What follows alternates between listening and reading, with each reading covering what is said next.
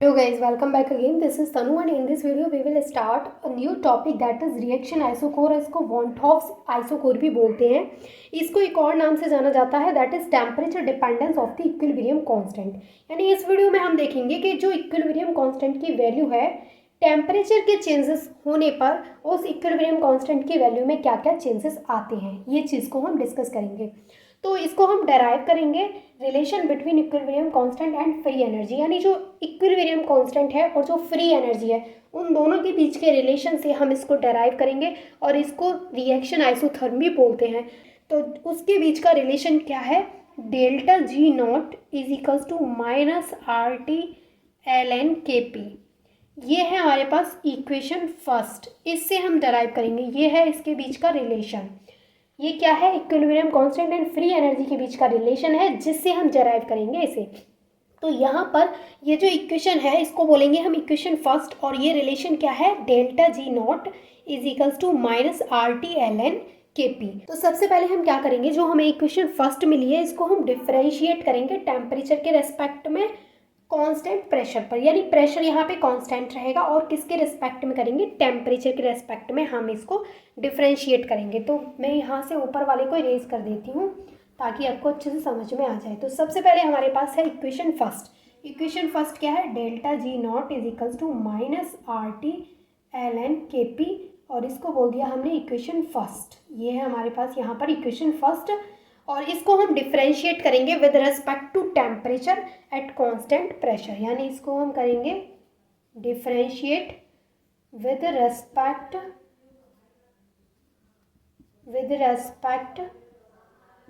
To temperature, temperature के respect में और कांस्टेंट प्रेशर पर. यहाँ पर जो प्रेशर लेंगे वो हम कांस्टेंट प्रेशर होगा और टेम्परेचर के रेस्पेक्ट में हम इसको डिफ्रेंशिएट करेंगे. तो जब हम इसको डिफ्रेंशिएट करेंगे तो हमें मिलेगा delta G naught upon del T और constant pressure is equals to minus R L N K P minus R T D L N K P upon D T. इसको बोलेंगे हम इक्वेशन सेकंड. इसकी help से यानी यहाँ पर हमने क्या किया, इक्वेशन फर्स्ट को हमने किया differentiate with respect to temperature at constant pressure. तो हमें मिला delta G naught upon del T at constant pressure है is equals to minus R L N K P minus R T D L N K P upon D T. और इसको बोल दिया हमने equation second. हमने जब इसको differentiate किया तो हमें यहाँ पर ये इक्वेशन मिली जिसको हम बोल रहे हैं इक्वेशन सेकंड. अब हम नेक्स्ट क्या करेंगे कि जो हमें इक्वेशन सेकंड मिली है इसको हम दोनों साइड से टी से मल्टीप्लाई करेंगे. यहाँ पे मैं लिखती हूँ मल्टीप्लाई बोथ साइड, दोनों साइड करेंगे हम किससे, टी से मल्टीप्लाई करेंगे. Multiply both side by T. यानी हम ये जो हमें इक्वेशन सेकंड मिली है इसमें दोनों साइड टी से मल्टीप्लाई कर पाएंगे. तो दोनों साइड जब हम इसमें टी से मल्टीप्लाई करवाएंगे तो हमें जो नेक्स्ट इक्वेशन मिलेगी वो मिलेगी T delta G naught upon del T P minus यहाँ पे आ जाएगा आर और उसके बाद आ जाएगा T L N K P और यहाँ पर हो जाएगा आर टी स्क्वायर और यहाँ हमें मिलेगा D L N K P upon D T और इसको हम बोल देंगे यहाँ पर इक्वेशन थर्ड. यहाँ तक चीज़ें क्लियर. देखिए यहाँ पर आप देख पा रहे होंगे इस इक्वेशन में ये जो पार्ट है R T L N K P, ये जो इक्वेशन फर्स्ट थी उसमें भी है minus R T L N K P और ये किसके इक्वल है, डेल्टा जी नॉट के इक्वल है. यानी कि यहाँ पर ये जो पार्ट है वो डेल्टा जी नॉट के इक्वल है, इक्वेशन वन में हमें दिखाई दे रहा है. तो हम इतने की जगह पे डेल्टा जी नॉट को लिख सकते हैं, कोई प्रॉब्लम नहीं है क्योंकि ये वाला किसके इक्वल है, इसके इक्वल है. तो इसको लिख देंगे तो भी बात बराबर ही रहेगी. तो हम क्या करेंगे, नेक्स्ट स्टेप में हम यहाँ पर लिखेंगे कि जो हमारा डेल्टा जी नॉट है वो इक्वल है minus R T L N K P के. ये जो minus R T L N K P है उसके इक्वल है डेल्टा जी नॉट. तो हम इस इक्वेशन में यहाँ पर डेल्टा जी नॉट को लिख सकते हैं इसको हटा करके. तो नेक्स्ट स्टेप में हम क्या करेंगे, इसको यहाँ पे और लिख देती हूँ. यानी इस इक्वेशन को हम इस तरीके से भी लिख सकते हैं जो मैं लिख रही हूँ. यहाँ पे लिखेंगे del delta G naught upon del T, और यहाँ पर इसकी जगह पे हम क्या लिख देंगे, डेल्टा जी नॉट, और यहाँ पे सेम एज इट इज़ कर देंगे R T square D L N K P upon D T, और इसको हम बोल देंगे यहाँ पर इक्वेशन फोर्थ। यहाँ तक चीज़ें क्लियर है। यहाँ पे क्या हुआ है कि ये वाली जो इक्वेशन थी, इक्वेशन थर्ड, उसमें से बस हमने are T L N K P की जगह पे डेल्टा जी नॉट को लिख दिया, बाकी की इक्वेशन सेम लिख दी है। यहाँ तक चीज़ें क्लियर है, कोई प्रॉब्लम वाली बात है नहीं है। आगे समझते हैं। अब इस इक्वेशन में हम आगे क्या करेंगे, अब यहाँ पे हम यूज़ करेंगे गिब्स हेल्महोल्ट्ज इक्वेशन को। तो मैं ऊपर वाला इरेज कर देती हूँ और यहाँ तक आप पूरा नोट कर लीजिए। मैं यहाँ तक इरेज कर देती हूँ। देखिए अब हम यहाँ पे यूज़ करेंगे फ्रॉम हेल्महोल्ट्ज इक्वेशन। अब हेल्महोल्ट्ज इक्वेशन क्या होती है, फ्रॉम हेल्महोल्ट्ज इक्वेशन। यहाँ पर जो हेल्महोल्ट्ज इक्वेशन है वो क्या है, तो हेल्महोल्ट्ज इक्वेशन है delta G naught is equals to delta H naught plus T del delta G naught upon del T, और यहाँ पे p, और इसको हम बोल देंगे इक्वेशन 5। इक्वेशन 4 यहाँ तक हो गई थी। उसके बाद हमने क्या लिया, फ्रॉम हेल्महोल्ट्ज इक्वेशन। जो हेल्महोल्ट्ज इक्वेशन है वो क्या है, delta G naught is equals to delta H naught plus T del delta G naught upon del T, और फिर ब्रैकेट से बाहर p। अब क्या करेंगे हम, यहाँ पर जो हमें ये जो इक्वेशन 5th मिली है और जो इक्वेशन 4th मिली है, इन दोनों इक्वेशन से करेंगे, यानी from equation 4th and 5th, from equation 4th and 5th। यहाँ पर हम 4th और 5th दोनों इक्वेशन को यूज़ करेंगे। तो हम क्या कर देंगे यहाँ पर, तो सबसे पहले हम यहाँ पे इसे लिखेंगे delta G naught is equals to delta H naught, क्योंकि हम यहाँ पे इक्वेशन 4 और इक्वेशन 5 इस इक्वेशन से और इस इक्वेशन से अब हम यहाँ पे करेंगे। तो हमने यहाँ पे लिख लिया डेल्टा जी नॉट और यहाँ हमने लिख लिया डेल्टा एच नॉट। अब हम क्या करेंगे, ये जो इतना पार्ट है वो इसके इक्वल है। देखिए ये जो इतना पार्ट है T del delta G naught upon del T, ये किसके इक्वल है, ये इसके इक्वल है, और ये वाला किसके इक्वल है, इसके इक्वल है। तो इसकी जगह पे, इतने पार्ट की जगह पे हम इसको यहाँ पे इसको यूज़ कर सकते हैं। तो हम यहाँ पे इसको यूज़ कर लेंगे। क्या करेंगे हम, plus delta G naught minus R T square, और यहाँ पे हो जाएगा D L N K P upon D T.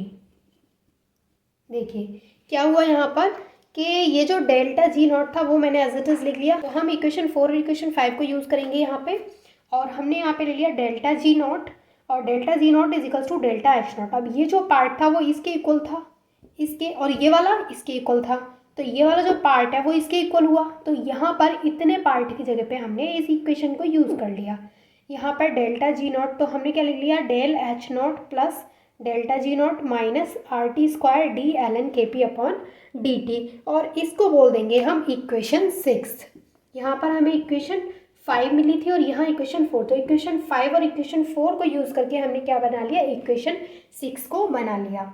देखिए आगे का मैं इरेज कर देती हूँ ये वाला पार्ट, देन आगे हम इसको समझते हैं। अब ये जो हमारे पास इक्वेशन आई है इसमें से क्या होगा, ये डेल्टा जी नॉट से डेल्टा जी नॉट कट हो जाएगा, तो हमारे पास क्या बचेगा, ये मैं आर टी स्क्वायर को इधर लिख लेती हूँ, R T square D L N K P upon D T, और यहाँ पे क्या बचेगा, is equals to delta H naught, यानी ये बचा था और ये बचा था, तो इसको हमने इधर लिख लिया और इस तरीके से हमने लिख लिया।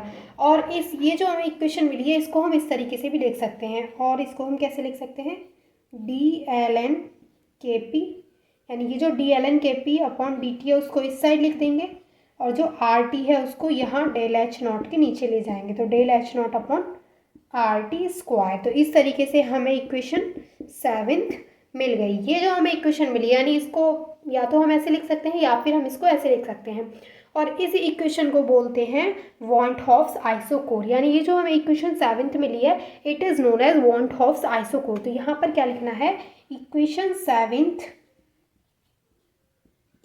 7 is known as van Hoff's isochore, ये जो इक्वेशन 7 है इसको बोलते हैं वन टॉफ्स आइसोकोर। अब यहाँ तक चीज़ें क्लियर। ये जो यहाँ पे हमें इक्वेशन मिली है जिसको हम वन टॉफ्स आइसोकोर बोल रहे हैं, इसको हम इंटीग्रेट करेंगे। तो मैं ऊपर का इरेज कर देती हूँ क्योंकि ये जो इक्वेशन है काफ़ी लेंदी है, तो मुझे बार बार इरेज करना पड़ रहा है। तो आप पीछे वाले को नोट करते जाइए या फिर स्क्रीनशॉट ले लीजिए। अब हम क्या करेंगे, ये जो इक्वेशन 7 मिली है हम इसको क्या करेंगे, इंटीग्रेट करेंगे। तो यहाँ पे लिखेंगे इंटीग्रेटिंग इक्वेशन 7, इंटीग्रेटिंग इक्वेशन 7। जो इक्वेशन 7 मिली है उसको इंटीग्रेट करेंगे तो हम क्या लिखेंगे यहाँ पर कि जो D L N K P है, इसकी जो डी टी है यहाँ पर, इस डी टी को हम इस साइड ले जाएंगे। तो हम लिखेंगे D L N K P. हम क्या कर रहे हैं, इसको हम इंटीग्रेट कर रहे हैं तो हम इस साइड लिखेंगे D L N K P is equals to delta H naught upon R T square, और जो डी टी इसके नीचे अपॉन में था उसको हम इधर ले आए तो यहाँ पे आ गया डी टी। तो ये चीज़ क्लियर हुई। यहाँ पे इसको हमने इंटीग्रेट किया तो हमें मिला D L N K P, और यहाँ पे जो डी टी था इस D L N K P के नीचे उसको हम इस साइड ले गए। अब हम क्या करेंगे, इसको हम इस तरीके से, यहाँ पे ये जो डेल्टा एच नॉट और आर है वो कांस्टेंट है, तो हम इसको इस तरीके से लिख सकते हैं D L N K P, और जो यहाँ पर delta H naught upon R है ये कांस्टेंट है यहाँ पे। तो हम यहाँ पे इसको यूज़ करेंगे D T upon T square, यानी टी स्क्वायर यहाँ पे आ गया और ये क्या है, ये कांस्टेंट है, तो इसको हमने बाहर निकाल लिया है। और इसको बोलेंगे हम इक्वेशन 7th इक्वेशन हो गई थी, इसको बोलेंगे हम इक्वेशन 8th, यानी ये हमें इक्वेशन 8th यहाँ पे मिल गई है। यहाँ पे क्या हुआ है कि जो कांस्टेंट था उसको हमने बाहर ले लिया और D T upon T square यहाँ अंदर हो गया है। अब इसको हम ऐसे लिख सकते हैं L N K P is equals to minus delta H naught upon R T, और यहाँ पे आ जाएगा प्लस आई। यहाँ पर जो प्लस आई है वो क्या है, तो यहाँ जो हमें प्लस आई मिला है ये है I is the integration constant. ये जो आई मिला है इसको बोलते हैं इंटीग्रेशन कांस्टेंट। के बाद आपको यहाँ पर 2 लाइन लिखनी है, तो मैं वो 2 लाइन आपको नोट करा देती हूँ, देन फिर हम आगे का प्रोसेस समझेंगे। तो यहाँ पर 2 लाइन आपको क्या नोट करनी है, सबसे पहले आपको यहाँ पे लिखना है कि जो आई है यहाँ पर वो इंटीग्रेशन कांस्टेंट है। तो यहाँ पर जो आई है वो क्या है, इंटीग्रेशन कांस्टेंट। इक्वेशन 9 के अकॉर्डिंग अगर हम स्ट्रेट लाइन इक्वेशन को अप्लाई करते हैं और एक ग्राफ प्लॉट करते हैं L N K P versus 1 upon T के बीच में, तो हमें जो स्लोप की वैल्यू मिलेगी, हमें एक स्लोप मिलेगा और जो स्लोप मिलेगा उसकी वैल्यू हमें minus delta H upon R के इक्वल मिलेगी। देखिए कैसे नोट करना है मैं बताती हूँ, कन्फ्यूज़न की बात नहीं है। अकॉर्डिंग टू इक्वेशन 9 यहाँ पर जो हमें इक्वेशन 9 मिली है इसके अकॉर्डिंग अगर हम यहाँ पे स्ट्रेट लाइन इक्वेशन को अप्लाई करते हैं और एक ग्राफ प्लॉट करते हैं L N K P versus 1 upon T के बीच में, यहाँ पे हम एक ग्राफ प्लॉट करते हैं, प्लॉट और ग्राफ किस किस के बीच में हम यहाँ पे ग्राफ प्लॉट करेंगे, L N K P versus 1 upon T के बीच में अगर हम एक ग्राफ को प्लॉट करते हैं तो यहाँ पर हमें एक स्लोप मिलेगा, गिव्स अ स्लोप। यहाँ पर हमें एक स्लोप मिलेगा और उस स्लोप की जो वैल्यू होगी वो minus delta H upon R के इक्वल होगी, यानी इसके इक्वल होगी उस स्लोप की वैल्यू। यहाँ जब हम ग्राफ प्लॉट करेंगे तो जो हमें स्लोप की वैल्यू मिलेगी वो हमें minus delta H upon R के इक्वल मिलेगी। तो इसकी हेल्प से हम डेल्टा एच नॉट की वैल्यू को डिराइव कर सकते हैं इस इक्वेशन से। यहाँ तक आपको क्लियर है। इसके बाद मैं आपको 2 लाइन और नोट करवाती हूँ, देन हम आगे का प्रोसेस समझेंगे। तो मैं ये सारा यहाँ से इरेज करती हूँ पहले। तो यहाँ पर आपको 2 लाइन नोट करनी है, देन हम आगे का समझेंगे। पहले नोट कीजिए 2 line. On integrating equations 8th, यहाँ पर जो हमारे पास इक्वेशन 8th मिली है उसको हम इंटीग्रेट करेंगे between T1 and T2 temperature when equilibrium constant are Kp1 and Kp2, यानी कि हम इसको इंटीग्रेट करेंगे इक्विलिब्रियम कांस्टेंट Kp1 और Kp2 के लिए और T1 एंड T2 टेम्परेचर के बीच में। तो यहाँ पे हम क्या लिखेंगे, between T1 and T2 temperature के बीच में, व्हेन, कब, व्हेन इक्विलिब्रियम कांस्टेंट, जब यहाँ पर इक्विलिब्रियम कांस्टेंट क्या होगा, आर Kp1 होगा और Kp2 होगा, यानी कि equilibrium constant Kp1 and Kp2 के लिए टेम्परेचर T1 और T2 के बीच में हम क्या करेंगे, इसको इंटीग्रेट करेंगे और यहाँ पर हम डेल्टा H नॉट को कांस्टेंट अज्यूम करेंगे ओवर द टेम्परेचर रेंज, यानी कि यहाँ पर क्या करेंगे हम, अज्यूमिंग दैट, यहाँ पर हम ये अज्यूम करेंगे कि जो डेल्टा H नॉट है, delta H not is constant, ये कांस्टेंट है ओवर द टेम्परेचर रेंज, यानी टेम्परेचर रेंज पर जो डेल्टा H नॉट है उसको हम कांस्टेंट अज्यूम करेंगे और हम क्या करेंगे, इक्वेशन 8 को इंटीग्रेट करेंगे इक्विलिब्रियम कांस्टेंट Kp1 और Kp2 के लिए टेम्परेचर T1 एंड T2 के बीच में, यहाँ पर हम इसको इंटीग्रेट करेंगे और यहाँ पर हम अज्यूम करेंगे कि जो डेल्टा H नॉट है वो कांस्टेंट है ओवर द टेम्परेचर रेंज। यहाँ तक चीज़ें क्लियर। अब हम क्या करेंगे, जो हमारा नेक्स्ट स्टेप है, इक्वेशन हमारे पास थी इक्वेशन 8, तो उसको हम क्या करेंगे, इंटीग्रेट करेंगे। तो हम यहाँ पे लिखेंगे DLN Kp और यहाँ पे इक्विलिब्रियम कांस्टेंट Kp1 Kp2 के लिए और यहाँ पे हम delta H not upon R जो कि कांस्टेंट है यहाँ पे, और टेम्परेचर क्या होगा यहाँ पे, कितने कितने टेम्परेचर के बीच में करेंगे, T1 और T2, ठीक है, ये T1 है और वो T2 है और यहाँ पर जो delta H not upon R है, ये पार्ट जो है यहाँ पर ये कांस्टेंट है। इसको हम इस तरीके से भी लिख सकते हैं, यहाँ पर जो ln है, ln Kp2 अपॉन Kp1 और यहाँ पर हम लिख सकते हैं delta H not upon R जो कि कांस्टेंट है और यहाँ आ जाएगा -1/t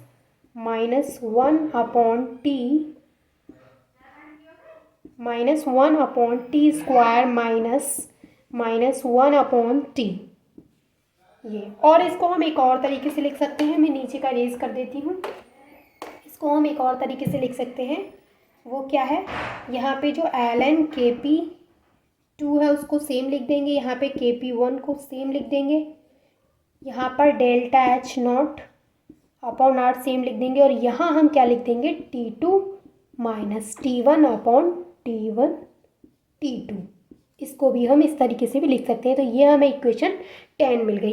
ये जो हमें इक्वेशन 10 मिली है, ये इक्वेशन, इसको हम क्या बोलते हैं, this is a integrated van't Hoff equation, ये इंटीग्रेटेड वॉन हॉफ इक्वेशन बोली जाती है। This is a integrated van't Hoff equation. Is it clear to all of you? तो हमारा जो टॉपिक था रिएक्शन आइसोकोर वो ख़त्म हो चुका है, हमने उसको डिटेल में स्टडी कर लिया है। काफ़ी लेंदी इसकी डेरिवेशन है तो थोड़ा टाइम लगेगा आपको। सबसे पहले आप इसको पढ़िए, समझिए, देन आप अपनी बुक से पढ़िए, फिर आप इसके नोट्स बनाइए तो आपको अच्छे से समझ में आ जाएगा। और थोड़ा सा टिपिकल है तो आप कोशिश कीजिएगा कि 2-3 बार इसको पढ़ लें, एक साथ तो नहीं बट हाँ गैप दे करके, तो फिर आपको अच्छे से क्लियर हो जाएगा। And thank you so much for watching this video.